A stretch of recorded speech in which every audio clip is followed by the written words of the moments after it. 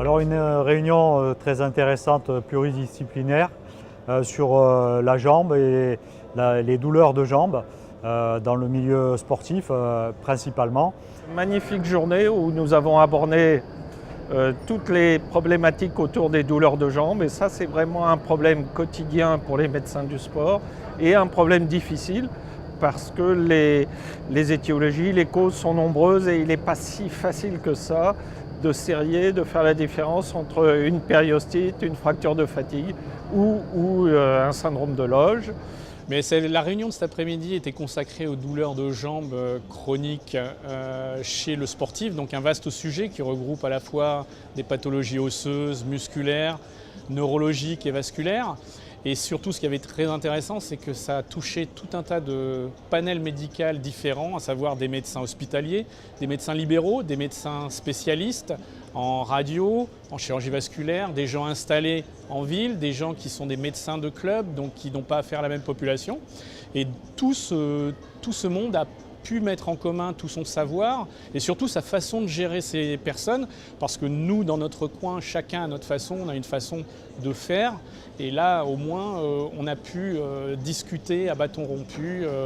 et faire valoir tous nos arguments quand il fallait les faire sur différents points de discorde et de consensus qu'on a pu avoir les uns avec les autres. Personnellement, ce qui m'a paru important, c'est de pouvoir caser et classer les pathologies qu'on a abordées en fonction de mon type de clientèle. Et j'ai deux types de clientèle. Une clientèle sportive qui fait du sport depuis toujours, qui a été formée au sport, jeune, qui est encadrée, à qui on a appris à courir. Et dans ces cas-là, et cette population-là, on voit des fractures de fatigue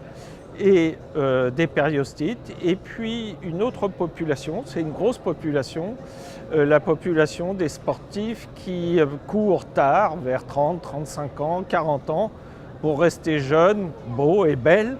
et qui n'ont aucune culture de l'activité physique et des appuis à la course. Et ceux-là, vraiment, on voit beaucoup de pathologies complexes au niveau vasculaire et avec des syndromes de Loge qui ne sont pas si faciles que ça à détecter, à diagnostiquer. Donc on a abordé plusieurs thèmes et ce qui est ressorti de manière prépondérante, c'est de savoir rechercher des pathologies veineuses dans les syndromes de Loge et aussi de pouvoir faire des diagnostics différentiels au niveau des pathologies osseuses, périostites et fractures de fatigue. Alors ce qu'on retient, c'est que finalement on a des pratiques pas toujours les mêmes les uns les autres. Et c'est ça qui est intéressant dans ces réunions, c'est de confronter un peu ce qu'on fait les uns les autres dans une spécialité qui n'est pas toujours cadrée, on n'est pas toujours des consensus clairs et nets. Ça permet évidemment de corriger certaines choses, de modifier certaines choses, notamment comme dit sur les fractures de fatigue, on voit bien qu'on ne fait pas tout à fait la même chose les uns les autres, que ce soit en Bretagne comme nous, ou à Paris ou dans le sud. Et de voir un petit peu aussi ce qu'il fait sur le syndrome des Loges et